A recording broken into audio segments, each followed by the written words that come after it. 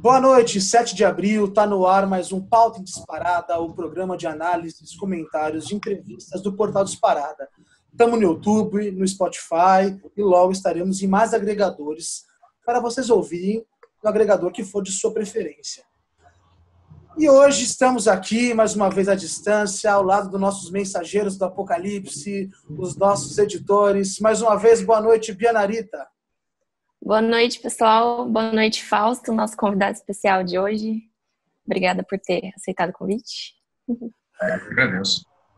Ricardo Begosso, e você que está o mais bonito aí com essa camisa linda? Cada dia mais, né? Boa noite, cara. Renato. Boa noite, Bia. Boa noite, Fausto. Agradecer ao Fausto aí por ter aceitado o nosso convite, nosso primeiro convidado especial. Não podia ser de outro canal, senão o grande Revolução Industrial Brasileira, né? Obrigado aí pelo convite de vocês. Boa noite também, para deixar minha mensagem aqui. Ricardo, Beatriz e Renato, né? Exato. Prazer com vocês. Muito obrigado aí pelo convite. Vamos embora então, galera. Como não podia ser diferente, nós estamos assistindo a um desgoverno do incapaz do Jair Bolsonaro, que é o nosso presidente. Falar fora disso é eufemismo. E, infelizmente, queria eu ter um adjetivo menos forte para tratar de um cara desse. Em plena pandemia, o cara demite o ministro, aliás, diz que vai demitir o ministro da Saúde e faz um recuo. A gente não sabe muito bem se é uma tática de balão de ensaio, como... A gente nunca consegue entender muito bem pelo que ele seguia, porque pela lógica nunca é. Então, Bia, eu queria te ouvir. É ciúme? Eu acho que é ciúme, sim. O Bolsonaro ele não sabe lidar com o pessoal do governo dele tendo certo protagonismo nas áreas para as quais eles foram designados, né? Já teve ciúmes do Moro, já tentou fritar o Moro, agora ele faz isso com o Mandetta. Vamos ver até quando ele ficará no governo. Ô, Ricardo, você acha que é hora de impeachment agora ou não? Cara, eu acho que o Bolsonaro ele funciona à base do antagonismo, né? Então, dar um impeachment na mão dele agora pode ser tudo que ele quer, né? Eu acho que tem que organizar aí uma correlação de forças para como está sendo feito já, né? Ele não está tomando as decisões. Vamos dizer que é o primeiro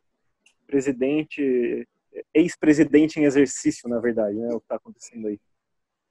Exatamente isso que eu tenho a visão. Eu tenho a visão que ele é tutelado. Finalmente, a hierarquia voltou ao normal nas Forças Armadas, né? Nós estamos generais comandando capitões. Ô, Fausto, o que você acha disso tudo, meu querido? Eu vou nessa linha de vocês, no sentido de que surgindo uma análise que ela é um pouco subterrânea, ela não vai nunca ser explícita, né? Porque faz parte desse teatro, né? Dessa nova geração militarista brasileira que controla, ou pelo menos se bate para controlar o poder, faz parte dessa teatrologia deles não deixar nada muito aparente, diferente de como era no regime militar, onde tudo era absolutamente explícito, eles xingavam as pessoas, e desciam, empreendiam, arrebentavam, etc. Então, a análise que está aí subterrânea diz que formou-se uma espécie de junta, né, de altos militares, né, Mourão, Braga Neto, aí não se sabe muito bem qual é a posição do Heleno em relação a isso, né, e que eles finalmente teriam usado essa questão do coronavírus e o antagonismo interno, né, que o Bolsonaro imprudentemente criou com o seu ministro de Saúde, né, quer dizer, colocando vidas em risco, né, usando isso para finalmente desenhar uma linha no chão e colocar ele de escanteio. E agora, muito provavelmente, o Bolsonaro vai intensificar a agenda dele de Twitter, né? Vai ser mais ofensivo nas redes sociais, vai ser mais espalhafatoso e, muito provavelmente, menos decisório, né? E eu acho que cabe agora um pensamento estratégico muito pragmático, né, das oposições, no sentido de tentar ler o momento e se aproximar, né, dessa junta, em movimentos também que não poderão ser explícitos, né, para que se possa delimitar outra linha nesse chão, né, que é dizer, quem dentro da oposição quer construir país, quer manter a coesão social, a coesão política, e quem está interessado em fazer tacar fogo no país, defenestrar, etc. Então, por exemplo, você perguntou do impeachment, né? Eu já não sei o quanto é válida uma pauta de impeachment nesse momento, entendeu? Me parece que estamos num caminho em que possivelmente, né, a arbitragem do STF possa voltar a ter uma relevância, né, a predominância política do Rodrigo Maia, né, como presidente da Câmara dos Deputados em estreita colaboração com a Alcolumbre, né, pode ter uma relevância e, de repente, contribuir para consolidar esse isolamento desse núcleo fanfarrão, né, do poder, Claro. Bolsonaro e família, né, e deixá-los, né, fazer o show deles, porque aquilo é um show, né? Sim, sim, eu enxergo da mesma forma. Eu acho que creio ainda que a gente tem que pontuar muito claramente. O meu único medo é que esses militares já se provaram que não são, não fazem essa tutela com tanta competência. Inclusive, estão fazendo agora quando o negócio apertou num nível quase insustentável, né? Mas, ao mesmo tempo, eu também concordo com vocês que uma pauta de impeachment agora é uma coisa que a gente está vivendo a maior crise da nossa geração. Eu tenho medo que aconteça o que aconteceu na Itália no pós-guerra, que governos fiquem 6 meses e vão caindo um após outro, porque a gente vai criar um clima de instabilidade generalizada, né? Uma pandemia, os números vão cair drasticamente, a gente não sabe qual vai ser a força disso no futuro. Então, eu tenho muito medo de apostar nessa anarquia institucional, que não é essa palavra corretamente, mas numa espécie de anomia, que eu acho que é uma coisa que eu não duvido que o Bolsonaro logo aposte também, do outro lado da moeda, né? Do outro lado do jogo. Ele é um cara que, você falou muito bem, é um espetáculo, então a gente não sabe até onde isso vai. Não sabe até onde... As posições que chegam aqui, o Carluxo ficou muito incomodado. O Carluxo, que é o pensador do bolsonarismo, se é que pode chamar isso. Dizem que ele tem uma sala agora lá no Planalto que ele frequenta. A brinquedoteca. Né? Conhecido como a brinquedoteca. Né? Não, o vereador de Brasília, né? E é complicado deixar, mesmo assim com essa junta e o Bolsonaro sendo meio tutelado, mexendo só com as redes sociais, e aí o Carluxo lá do lado dele, colocando lenha na fogueira, porque eles podem trazer mais complicações, como é só um discurso baseado no ódio e apostando no caos. Você teve o caso lá do Eduardo Bolsonaro fazendo comentários em relação à China e ofendendo o governo chinês, e isso pode acabar agravando ainda mais as relações que nós temos com a China, que atualmente é a maior produtora dos equipamentos médicos que podem ajudar na situação do coronavírus, né? E aí você tem o Weintraub, que essa semana foi outro ponto de escândalo, e chegou abalando ainda mais, né, a situação que já estava delicada com os chineses. Que é um lelé da cuca, né? O Weintraub é um cara que, pelo amor de Deus, ele me fez sentir saudade do Vélez. Isso é uma coisa que eu nunca vou perdoar ele na vida, por ter feito isso. Mas esse negócio é o seguinte, eu queria perguntar para você, Bia, e depois fazendo o link para o Fausto, vocês acham, no momento em que a China aparece como o único país que anda cooperando com a comunidade internacional para a resolução desse problema gigante da pandemia, é uma boa ideia? Eu tenho certeza da resposta, mas eu quero que vocês falem melhor sobre isso para o nosso ouvinte. É uma boa ideia brigar com a China, que é o país que se propõe a ajudar minimamente os outros do mundo? É uma boa ideia, Bia? Não é uma boa ideia pensando na questão do coronavírus, mas também porque a China é o maior parceiro comercial do Brasil, né? Não é só a questão do envio de equipamentos médicos que pode ser afetado, as outras relações comerciais, as nossas exportações de insumos agropecuários, por exemplo, pode ficar extremamente afetada, né? E tem a questão que existem outros países, como o Fausto apontou em um vídeo que está lá no canal dele, da Revolução Industrial Brasileira, que outros países também auxiliam, os países têm se auxiliado em relação ao envio de equipamentos, etc., mas tem uma coisa relacionada à demanda dos equipamentos, né, que os próprios países que produzem os equipamentos médicos precisam deles também para abastecer o mercado interno, e aí você acaba gerando uma cadeia de problemas infinito, né? E aí eu vou jogar pro Fausto poder falar um pouco melhor sobre essa questão. Você está absolutamente correta e a resposta é claro que não. Não é muito pior do que ser uma má ideia, né? É simplesmente um tiro no pé absoluto, né? Eu acho que tem a ver com essa necessidade desse grupo de malucos, né, que agora supostamente está sob controle, em alinhar automaticamente o Brasil aos interesses dos Estados Unidos, fazendo inclusive uma leitura pobre disso, né? Uma leitura tão limitada que consegue ignorar as próprias alianças de ocasião que o Donald Trump faz com o governo chinês em benefício próprio, ou seja, nós ficamos realmente pagando de palhaços, né? Nessa triangulação internacional mal feita, né? Com relação à China, eu como jornalista industrial aí já há quase 10 anos que estou participando de vários setores industriais bem de perto, assim, frequento empresas, conheço gente dentro, etc. Eu digo para você o seguinte, assim, a oferta de produtos industriais hoje do mundo, né, ela é em grande medida dependente da China. Não apenas do produto final, né, produto mesmo, assim, aquele que será usado na ponta, como também componentes, peças, insumos de todo tipo, para toda a qualidade de produto, né, de empresas que no Ocidente, na Europa, também no Oriente Médio, acabam produzindo esses produtos finais. Ou seja, todas as cadeias de suprimento do mundo hoje são apoiadas na produção chinesa, né? A produção chinesa ela ficou muito ampla e quando acontece uma coisa absolutamente excepcional como essa, um pico de demanda por uma qualidade de produto que não é de produção massiva, né? Não adianta, nem mesmo a China produz tantos ventiladores pulmonares, por exemplo, por mês, como para atender uma demanda como essa.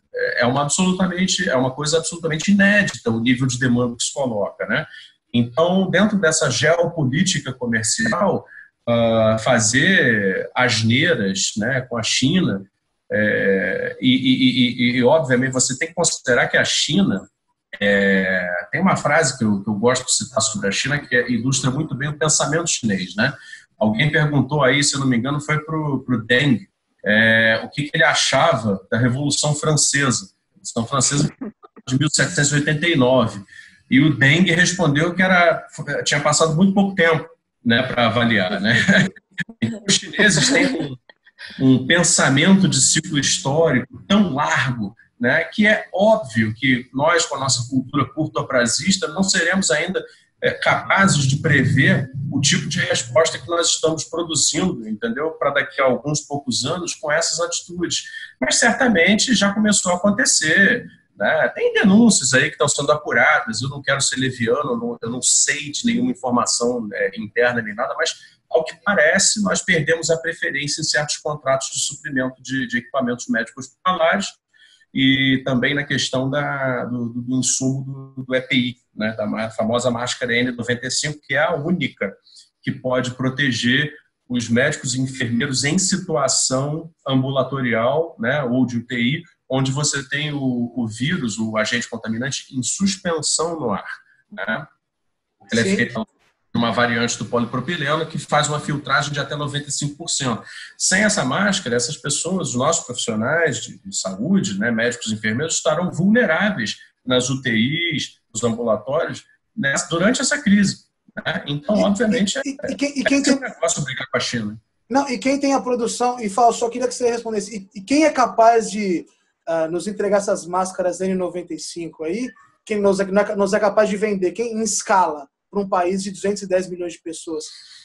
Acho que só a China, né, que poderia ajudar desse jeito, que poderia fornecer. Não. A questão da máscara é o seguinte: o problema da máscara é esse material do qual ela é feito, que é um chamado não tecido, né? São fibras sintéticas, né, de origem termoplástica, né? Então o que é? Um derivado de petróleo chamado polipropileno, que em geral é utilizado para produção de plásticos duros, como por exemplo a caixa d'água feita de polipropileno, só para ter uma ideia, né? Então, assim, o Brasil, por exemplo, é produtor de polipropileno, né? Vários outros lugares do mundo que tem petroquímica básica são também produtores de polipropileno. A grande questão, e aí está o X do problema, é que poucos países têm o domínio tecnológico para transformar o polipropileno, né, em si no tal do melt blown, né? Polipropileno melt blown. O que significa melt blown? Ele passa por um processo de aquecimento que é todo controlado, é específico, de modo que ele se dissolve e volta a se reunir em forma de fibras muito finas. E esse entrelaçamento dessas fibras, né, é que produz o tal do material que vai ser usado para fazer a máscara N95. E essa tecnologia é dominada hoje, bom, tem a 3M, né, que é uma empresa dos Estados Unidos, grandíssima produtora de máscaras N95, e tem a produção chinesa. Talvez, eu não cheguei a esse ponto da pesquisa, mas essas duas eu posso confirmar, né? Você tem a produção chinesa e a produção da 3M, mas talvez você encontre, talvez na Alemanha, não sei, outros lugares que produzem o tal do polipropileno melt blown. Uma vez que ele está produzido, você facilmente dá uma moldada nele e faz a máscara, mas esse é o grande X da questão no momento.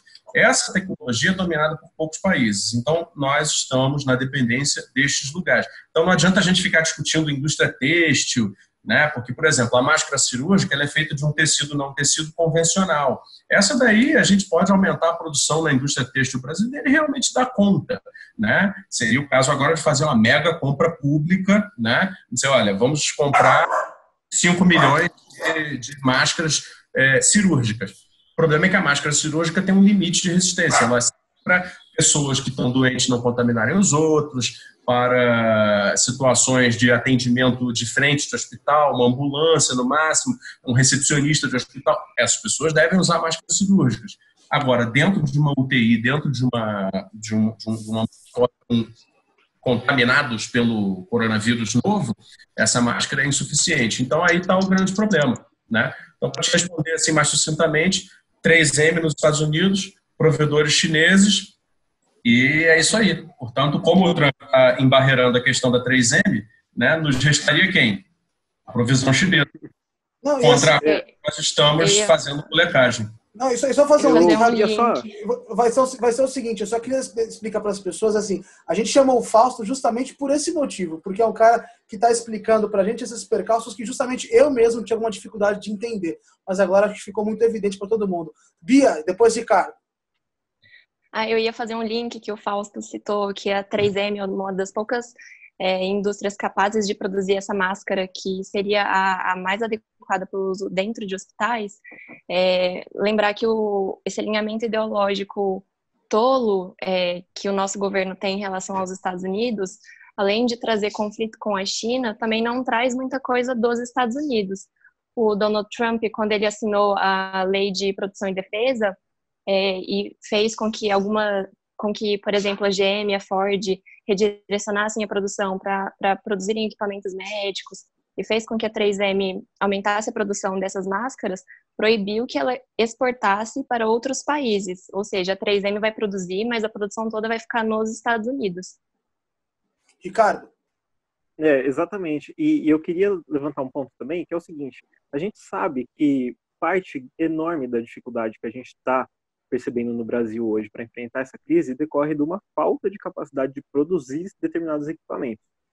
Ao mesmo tempo, a gente tenta, através do Ministério da Saúde, comprar esses equipamentos de fora e a gente se depara com um comportamento comercial dos Estados Unidos atravessando essas compras de outros países, inclusive do Brasil, em relação à China, etc., para adquirir, na verdade, esses bens que o Brasil já teria adquirido, assim como outros países também já teriam adquirido bens da China e dos Estados Unidos, atravessa essas transações comerciais.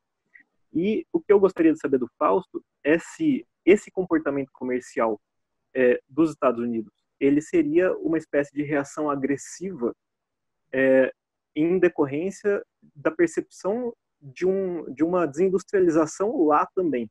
Se eles também têm um problema por conta do deslocamento das indústrias para a China, para a Ásia como um todo. Atualmente a Ásia é eu acredito, quem mais produz bens industriais no planeta, né, como economia regional.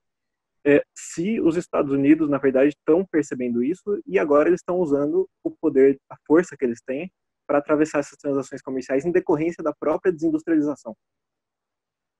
Faz sentido, eu acho que é uma possibilidade. Inclusive é uma leitura que até agora não foi levantada, né, de que dessa nova fase da guerra comercial aí sob urgência, né? Que está gerando escaramuças em todos os lugares, né? Trânsitos de mercadoria e carregamentos confiscados entre Turquia e Espanha, República Tcheca, Itália, Alemanha. Está rolando isso no mundo inteiro nessas últimas semanas em função do mesmo problema. Mas que isso possa vir a ser uma reação às próprias desindustrializações ocorridas nos países desenvolvidos é uma leitura que eu acho que pode ser pertinente. É claro que chegar a esse diagnóstico demandaria um pouco mais de análise e tal. Eu acho que a gente não tem aqui a informação necessária para chegar a essa conclusão. Mas eu acho que pode ser sim, pode ser. Os Estados Unidos passaram por uma desindustrialização voluntária e por razões diferentes da nossa, né? Foi, na verdade, por tentativa das grandes corporações de fazer um aumento vertiginoso das suas margens ao longo dos 25, 30 últimos anos, fazendo o que eles chamam de outsourcing, né? Que é a colocação das suas unidades produtivas na mão da China para se utilizar da mão de obra barata chinesa e conseguir, portanto, produzir em mais larga escala com os mesmos preços ou produzir com muito menores preços na mesma escala. Enfim, cada empresa fez a sua equação, mas, inevitavelmente, isso traria problemas. Inclusive, a perda de renda, né, a degradação da classe média estadunidense, né, ela vai junto com isso, é um fenômeno correspondente a isso.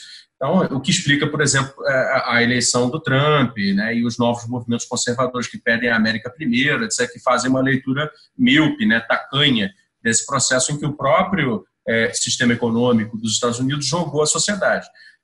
Então, sim, Ricardo, acho que é possível. Acho que é uma leitura pertinente, né? Mas vou deixar prosseguir. E também só fazendo um paralelo, como é muito louco, né? A extrema-direita dos Estados Unidos vai às ruas, elege um presidente pedindo mais indústria no país dele. A nossa extrema-direita quer acabar com as indústrias do Brasil. Isso é um paradoxo muito louco, né, da relação centro-periferia. Mas, assim, o que eu queria também apontar para a gente e para vocês debaterem é o seguinte: o Brasil hoje está correndo atrás de tudo porque existe um déficit na nossa indústria de pelo menos desde os anos 90, que foi desmontando gradativamente. Eu gostaria de saber de vocês o seguinte: ajudaria bastante, ou de uma forma significativa, a gente ter tido um outro processo? Ou seja, se a nossa indústria não tivesse passado pelo que passou, a gente estaria melhor hoje? Estaria na mesma coisa? O mundo inteiro está igual? Eu queria que vocês explicassem a importância no Brasil da indústria forte, nesse caso específico do coronavírus. Ricardo, você pode começar? Posso, eu vou puxar um pouquinho e aí eu vou passar para o Fausto, que é a especialidade dele, né?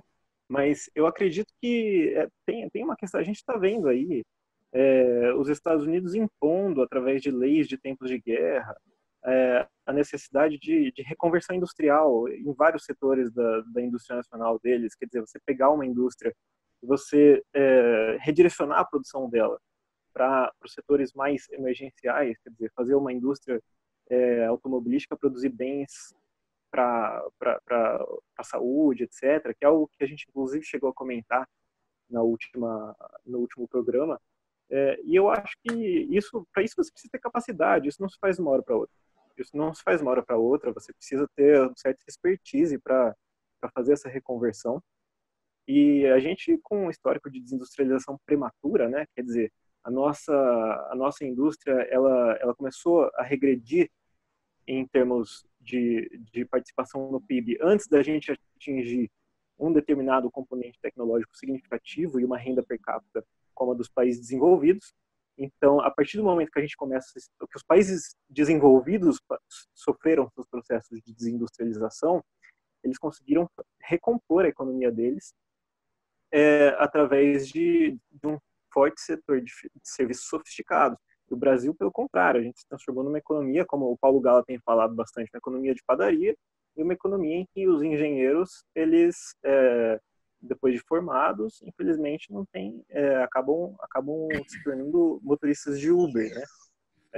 Então, isso é muito problemático. Eu acho que se a nossa trajetória industrial fosse outra, com certeza nós estaríamos mais preparadas para enfrentar essa crise. E eu passo para o Fausto, que ele vai saber comentar até melhor. Olha, sim, sem dúvida, teria sido outra coisa. Mas acontece que eu não acho suficiente a gente simplesmente afirmar isso, né? A trajetória, primeiro de tudo é o seguinte, agora estamos discutindo reconversão industrial. Nos Estados Unidos, que fazem reconversão, por exemplo, fizeram um projeto já de pacote ali com dinheiro público, né, deve-se dizer, entre a Ford, a Iron e mais alguma outra companhia, a GE, General Electric, a Ford e a Iron. Né? São 3 grandes corporações, uma do setor automotivo, outra do setor de equipamentos elétricos e a outra, né, especializada em ventilação, sistemas de fluxo de ar. Né? Mas quando você tem essa base mantida, é possível falar em reconversão em prazos até curtos, porque aí basta você ter engenharia. E a engenharia é conhecida, né?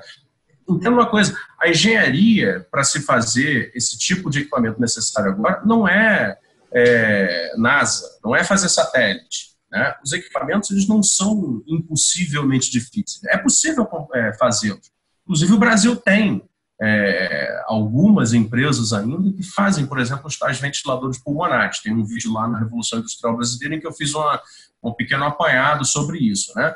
Qual é o grande problema? É que a nossa trajetória de desindustrialização nos últimos 25, 30 anos, ela foi uma trajetória que transformou. Primeiro, ela destruiu muito tecido produtivo. Né? Realmente, empresas e subsetores da indústria nacional fecharam. Né? Então, nós começamos a esgarçar, né, o tecido produtivo. O que significa isso? Significa que dentro de todas essas cadeias produtivas que agora poderiam contribuir, você começa a encontrar buracos, ao invés de pontos de enlace. Né? Então, a ideia do encadeamento produtivo, vários elos dessa cadeia foram perdidos realmente. Então, você tem segmentos de cadeia produtiva no Brasil hoje.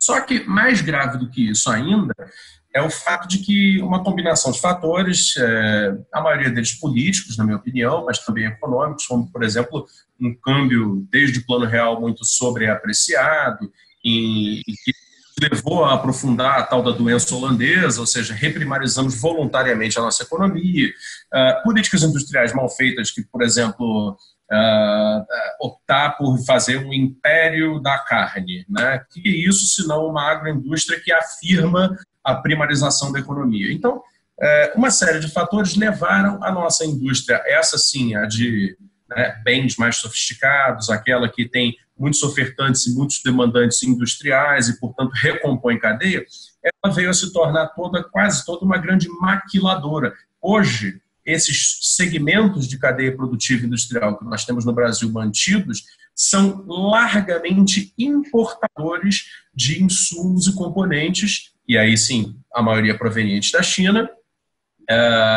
e exatamente aí é que está o gargalo. Né? Por mais que hoje a gente consiga, por exemplo, falar, vamos botar a WEG, a Embraer e as universidades para fazer um projeto de ventilador pulmonar e vamos tacar fogo, e etc.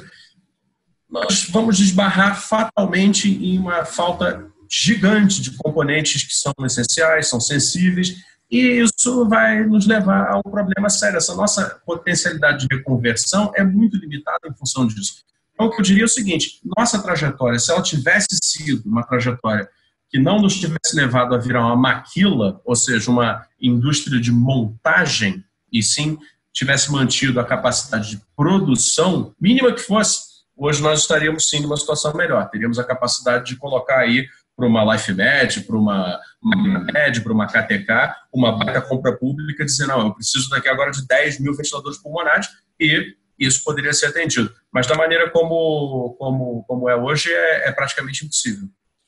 Não, e a gente vê claramente como são escolhas equivocadas que são tomadas por modismos até de alguma forma, obviamente influenciados, mas nos anos 90, principalmente, um modismo fora de série, as decisões tomadas atabalhoadas, muito pior do que se fossem totalmente pensadas. Assim. Foi algo muito atabalhoado e que hoje a gente está pagando o preço por decisões que foram extremamente equivocadas anos atrás. Para a gente passar um pouco na nossa conversa, eu queria falar um pouco com vocês do orçamento de guerra, que é mais ou menos o seguinte. O Congresso aprovou agora, está em vias de aprovar, uma PEC que cria um regime extraordinário fiscal, financeiro e de contratações, em que o governo não precisará respeitar a lei de responsabilidade fiscal nem a regra de ouro da economia. Ou seja, vai dar mais poder ao Banco Central e vai tentar fazer alguma medida, pela primeira vez, anticíclica e minimamente, para que a gente possa, contra a corrente que vinha nadando até então, pelo menos tentar nos salvaguardar o que nos resta de seguridade social. Ricardo, Banco Central, dá para confiar nesses caras que estão lá hoje? Queria só deixar claro que essa PEC, né, ela não garante a suspensão da restrição orçamentária, né? Isso já estava previsto no decreto do estado de calamidade pública. Então, já existia margem de manobra na calamidade pública para lançar a mão dos gastos necessários para enfrentar essa crise. E o que ela deixa a gente assim curioso, né? É por que fazer uma emenda constitucional permitindo uma coisa que já estava permitida, né? Então, fica muito claro quando você lê a PEC no estado que ela foi enviada para o Senado, né, já toda emendada, etc., que lá no parágrafo 9º dela, inclusive, que ela é uma PEC do Banco Central. Ela é uma PEC que ela visa dar estabilidade para o sistema financeiro e em especial para o sistema bancário, né, para toda a cadeia de bancos que tem no Brasil. E ela vai, apesar de prever aí um controle do Congresso sobre as ações tomadas durante a crise, a verdade é que ela aumenta em muito o poder do Banco Central para atuar livremente. E como é que isso vai se dar concretamente? O Banco Central ele vai emitir moeda para adquirir títulos públicos emitidos pelo Tesouro. Então, a cada emissão de título pelo Tesouro adquirida pelo Banco Central vai corresponder uma determinada emissão de moeda. Em relação ao mercado de títulos privados, em especial bancos e fundos de investimento, o Banco Central também vai atuar comprando esses títulos com o objetivo de dar liquidez para o sistema financeiro.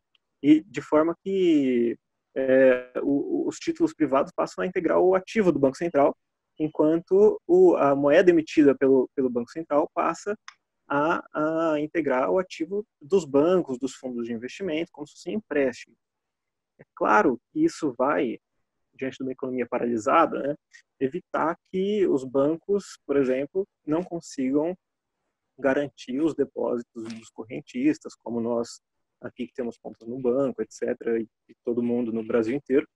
Mas fica uma coisa que está mal respondida por essa PEC, que é, a partir do momento que essa liquidez, esse dinheiro novo criado pelo Banco Central, ele chega nos bancos, de que forma que ele vai chegar na outra ponta, de que forma que ele vai alcançar as famílias com problemas de caixa, as empresas com problemas de caixa, de que forma que ele vai resolver o problema das indústrias também, que vão precisar de muito apoio nesse momento, e aí fica uma interrogação sobre a finalidade dessa PEC, na verdade, né? Ela é resolver o problema da economia ou só dos bancos? Só para fazer um gancho que você está falando, Ricardo, eu acho que a gente justamente tem que pensar na logística disso tudo, como vai chegar na ponta, né? Porque justamente ontem o governo começou a fazer a liberação do que ficou chamado pela direita de Corona Voucher, pela esquerda de renda mínima, mas que eu acho que é um meio termo entre os dois ali no caso, nesse caso específico. E assim, eu não tenho muita confiança na logística do governo Bolsonaro, sendo que no Enem, que nós tivemos 1/5 da demanda que teremos agora, foi uma confusão danada. Todo mundo não conseguiram corrigir prova de aluno. Você imagina para passar conta, para chegar, para criar conta, porque é o seguinte, nós temos que lembrar também que muitos não têm conta.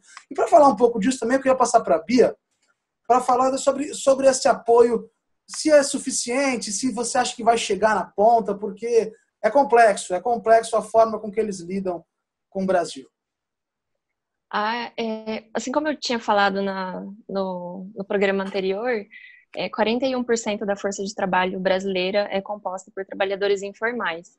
E esse auxílio que foi liberado hoje visa justamente tentar atender essas pessoas que estão em situação de maior vulnerabilidade econômica. São os trabalhadores os trabalhadores autônomos, os trabalhadores informais, etc. Bom, o auxílio vai ser de R$ 600 em 3 vezes, né? Computando um total de 1.200 por pessoa. E existem algumas faixas de pessoa algumas faixas de previsão de entrega desse dinheiro. E tem essa questão que o Renato falou, que vai ser difícil a logística, porque o governo espera que entre 15 e 20 milhões de pessoas procurem o governo para poder receber esse benefício. Sempre vai custar aí cerca de 98,2 bilhões para os cofres públicos. Vai ser algo complicado para o governo lidar, tanto em situação de orçamento mesmo, mas também de logística, porque, como você bem lembrou, teve esse problema com o Enem, e eu não sei se o governo vai ter capacidade técnica para lidar com isso, né? Você mesmo tinha comentado mais cedo que conhece gente que teve problemas em fazer o cadastro. É muito... Não, Bia, só para terminar o que você está falando, não queria te cortar, não. Eu acho que é o seguinte, a gente não tá querendo jogar contra o Brasil. A gente quer que receba o dinheiro, todo mundo, o mais rápido possível. Agora é apontar as dificuldades que vão vir. Quer dizer, ninguém explicou nada. Você estava falando agora de amigos. Justamente tem gente que eu conheço que teria o direito e não tem a mínima noção de nem como começa isso. Não tem nem conta em banco. É uma outra realidade que o Brasil vive, que eu acho que as pessoas estão distantes. Eu queria perguntar para o Fausto o que ele acha em relação disso. Se ele acha que a gente vai conseguir ter uma logística, se isso vai chegar, porque eu tenho minhas dúvidas aqui. Olha, primeiro de tudo dizer que lembrar um pouco dessa história, né? Era 200, né? Por força de pressão social, o governo propôs 200. Né? Mandou para o Congresso uma proposta de 200, né? Olha isso, né? Para enfrentar isso aí que está acontecendo. E foi triplicado. Né? Depois da aprovação, né, houve demora para sanção, aí até fizeram a tal da campanha do Paga Logo Bolsonaro, etc. Muito bem. Uma vez sancionado, embaçaram de novo com a questão de agora precisa ter uma MP para liberação do crédito extraordinário para poder financiar. Feito isso, demoraram mais uma vez para fazer como é que chama? O agendamento, anunciar qual seria a sistemática e o agendamento. Finalmente, hoje, nós estamos gravando dia 7, né? Anunciaram o agendamento. Mais cedo eu estava ali olhando na televisão, é um agendamento todo faseado, né? Dependendo de quem está no cadastro único e quem não está, quem é Bolsa Família e quem não é, enfim, cada um recebe uma semana. Então, a verdade é que tudo aponta já para uma incapacidade técnica e logística, né? Muito forte. Eu esperava muito, entendeu, que isso não fosse necessário. Porque, na realidade, o que o mundo está fazendo é o famoso helicopter money, né? Ou seja, você abre a torneira, meu amigo, entendeu? É uma situação de guerra. Abre a torneira. Você faz chegar. Nem que você tenha que mandar por carregamento, não sei, mas manda a assistência social dos municípios entregar nas favelas, entregar nas comunidades mais pobres, né? Faz por empresa. Se as empresas de serviços essenciais estão funcionando, você deposita lá nelas, entendeu? E coloca um fiscal lá de máscara, N95, bonitinho, né? E fiscaliza a entrega. Um mutirão deveria estar sendo feito. E, infelizmente, não é isso que se vê. O que se vê são coletivas e coletivas e coletivas dos mesmos tecnocratas em Brasília, prometendo que o aplicativo e o sistema e tal... Ou seja, eu não sei, eu também não quero pintar cenários de caos, mas vocês acreditam que a massa brasileira que necessita desses R$600 mensais vai ordenadamente solicitar isso por meios digitais, abrir conta digital, quem não tem, e isso tudo vai funcionar? Olha, sinceramente, eu acho que já está mal feito, já sofre as consequências de omissões, pobreza técnica e desconhecimento da realidade do país. Desconhecimento da realidade do país. Que são problemas que são oriundos de um problema guarda-chuva, que eu considero que está na estrutura da montagem e da política desse governo, que é o seguinte: a concentração de poder, né, da área econômica em uma única pessoa. Né? Era hora ou não era hora de você ter o Ministério do Trabalho agindo com os sindicatos a distribuição? Era hora de você ter o Ministério do Planejamento planejando a distribuição? Era hora de você ter o Ministério da Indústria, Comércio e Desenvolvimento dos Comércios, como era o MEDIC, fazendo a intermediação com os setores empresariais para fazer os acordos para não haver demissões, os acordos para fazer os pagamentos dos valores para os que são CLT e o saldo de dinheiro público que vai cobrir parte do salário, etc. Mas estruturou-se a partir dessa neurose brasileira em exterminar ministérios, como se isso fosse garantir sobra de dinheiro público para algum lado, claro que não, a ideia de um Ministério da Economia com superpoderes. Bom, estoura uma crise e aí você não tem capacidade de resposta. É o que está acontecendo. Não, e o seguinte, a gente está na mão, você falou brilhantemente, Fausto, principalmente da parte da concentração de poder que fica na mão do Chicago Boy, do nosso Paulo Guedes, que tem outras preocupações, e uma delas é a MP 936, que eu acho que essa deve ser a grande preocupação com ele cortar dinheiro das pessoas, esse tipo de coisa que é mais do feitio dele. Bom, dando panorama geral, a MP prevê que os empregadores reduzam salários e jornada de trabalho dos funcionários durante a pandemia do coronavírus, visando preservar empregos. Bia, explica melhor para a gente isso aí. Antes de entrar no assunto da MP 927, eu queria falar um pouquinho sobre essa questão que o Fausto levantou em relação à falta de estrutura também do governo, de poder pagar esses R$600 aos trabalhadores informais, aos desempregados, etc. Porque esse auxílio ele é voltado justamente às pessoas que mais precisaram do dinheiro, as pessoas mais vulneráveis economicamente. E ano passado surgiu uma pesquisa falando que 30% dos brasileiros não têm acesso à internet. A maneira como o governo estruturou o cadastro e o repasse dessa verba parte do pressuposto de que a pessoa tem um celular ou um computador com acesso à internet e ela vai ter a capacidade de conseguir se conectar e fazer uma conta e pegar esse dinheiro para si. Quer dizer, é um descompasso muito grande entre o que o governo quer fazer, as pessoas que ele quer atingir e o meio como ele utiliza para poder organizar isso tudo, né? E aí, voltando à questão da MP da redução de salários, eu queria lembrar que ela foi uma das propostas que a Confederação Nacional das Indústrias apresentou ao governo para tentar ajudar as indústrias na retomada da economia.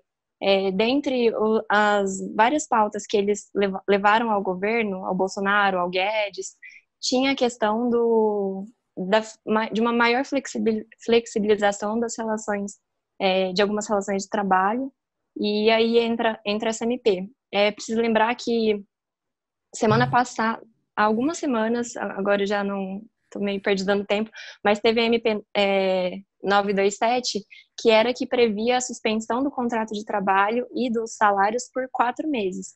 E aí houve uma pressão muito intensa por parte da sociedade, eles acabaram revogando no dia seguinte o artigo 18, que era o que previa essa suspensão.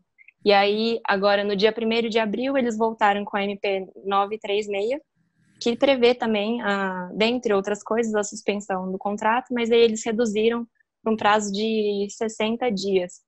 E eles preveem isso, mas também o que a outra MP não dizia, eles tentaram sanar agora, que foi o governo, através de um seguro-desemprego, poder dar o dinheiro para as pessoas que terão os contratos suspensos e também terão a jornada de trabalho reduzida.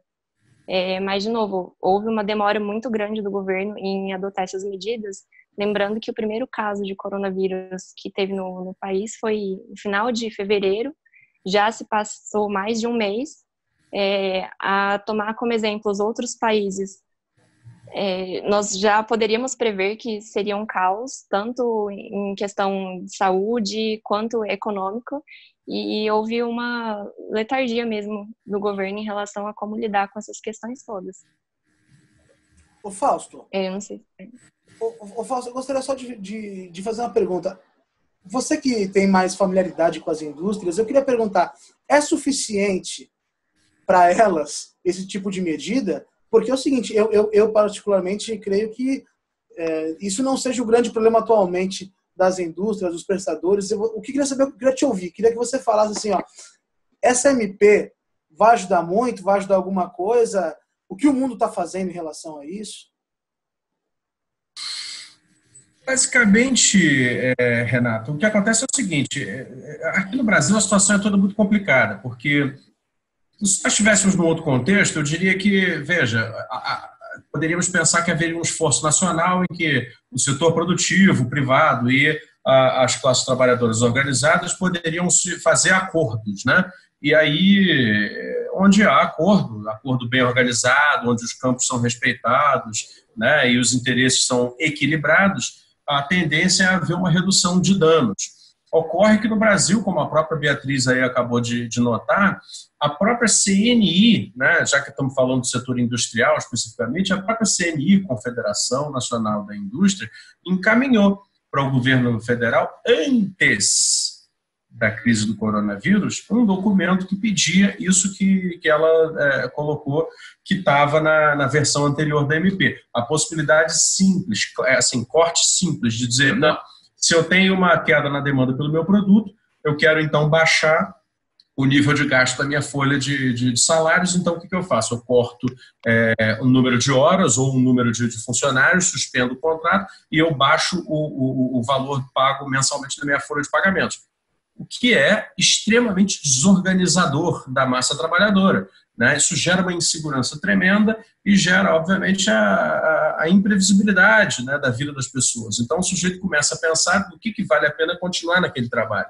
Isso é contra a produtividade, não só do setor industrial, isso é contra a produtividade de toda a economia. Isso é contra qualquer possibilidade de planejamento de crescimento. Então, assim, quando nós pisamos nesse tipo de terreno, né, é bom deixar claro o seguinte: não importa o motivo, se é uma grande pandemia ou se é apenas a malandragem de um setor produtivo que quer fazer aumento de margem, né?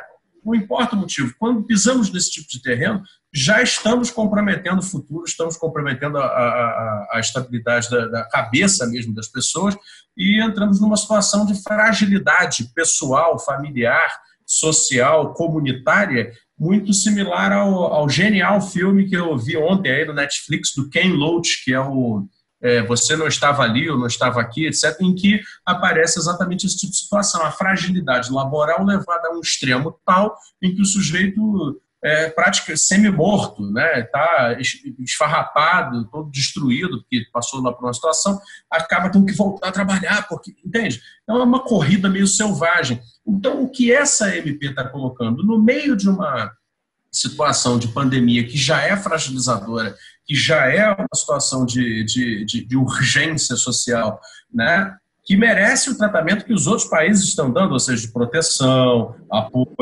garantia, né, de situação econômica, garantia de direitos, garantia do emprego, né, numa situação já frágil e já urgente como essa, é agregar mais fragilidade. Então, assim, não sei exatamente se eu respondi essa sua pergunta, mas... Respondeu plenamente. Plenamente. O quadro é de realmente agregar fragilidade numa situação que já é selvagem. Sim. Ricardo Begosso, você. Me parece, a impressão que eu tenho, Renato, é que a gente está diante de um governo muito anti-keynesiano, um anti-keynesianismo até vulgar, de forma que me parece que do ponto de vista da política econômica eles estão com medo de estimular a demanda agregada. Mas a gente está num contexto, então eles vão insistir em reduzir salários, uma série de questões desse tipo, um auxílio de R$200 no primeiro momento, o Congresso teve que triplicar esse valor, como o Fausto mencionou. Então, assim, parece que o governo não quer gastar de forma alguma, sendo que a gente está num contexto muito específico, muito particular, de que não se trata nem de estimular a demanda agregada. A política fiscal, nesse momento, é gastar para garantir a sobrevivência das pessoas.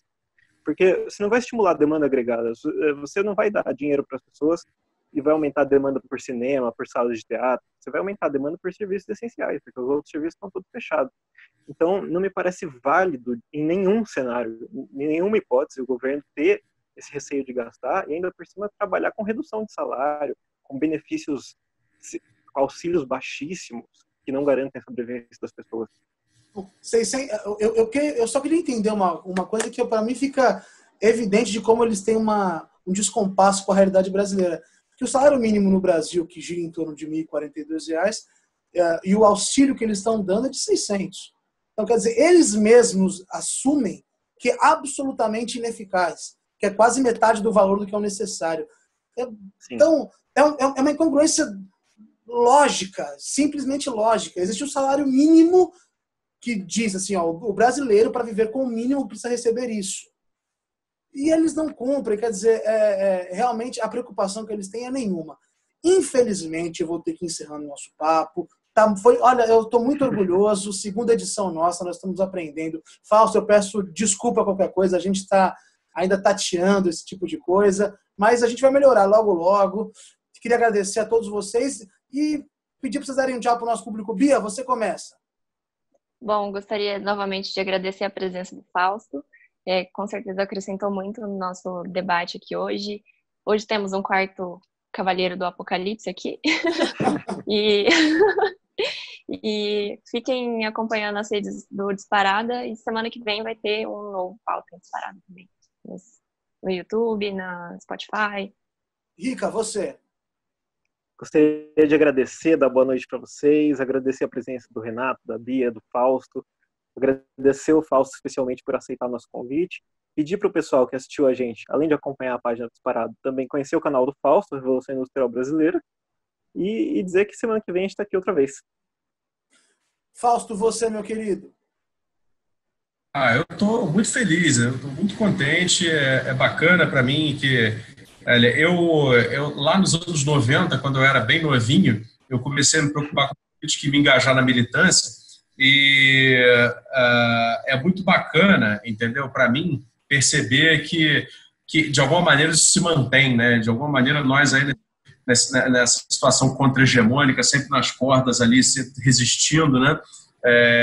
Nos mantemos. E eu queria deixar um agradecimento a vocês, mas mais do que isso, dizer que, admiro demais o que vocês estão fazendo. Assim, sei que é de graça, sei que é absolutamente além dos horários de estudo, de trabalho de vocês, então vocês merecem todo o reconhecimento.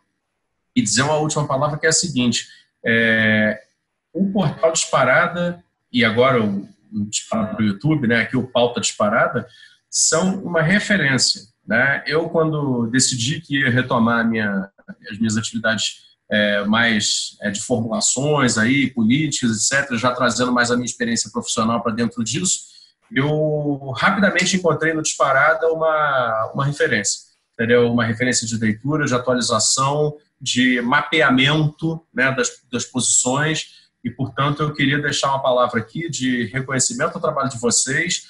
Um abraço para vocês três, Renato, Ricardo e Beatriz, mas também ao Luiz Roque, né, que é o meu ponto de contato aí, né, com a galera de vocês. E pedir, né, às pessoas que vejam aqui esse vídeo, né, em algum momento, que acessem mais o Portal Disparada. Né? Vão aprender muito, tem leituras sensacionais, debates intensos que acontecem ali dentro, né, que podem contribuir demais para você ter um pouco mais de clareza na sua cabeça, né? Que é um pouco o que a gente tenta fazer lá também, com um pouco mais de especificidade temática, né, na Revolução Industrial Brasileira. Então, assim, seguimos juntos. Eu queria agradecer e me disponho a retornar aí ao Pauta Disparada sempre que vocês quiserem, assim. E vamos convidá-lo cada vez mais. A gente fica muito orgulhoso dessas palavras. Você sabe que é um negócio que a gente faz praticamente de graça. Se não for de graça, o que a gente ganha realmente é sentir que está fazendo parte de algo transformador, mesmo que seja no nosso microcosmos ali. Agradeço a todos vocês, Bia, Ricardo, Fausto, um grande abraço a vocês. Até semana que vem, Pauta Disparada termina sua segunda edição. Até mais. Aquele abraço, galera. Valeu!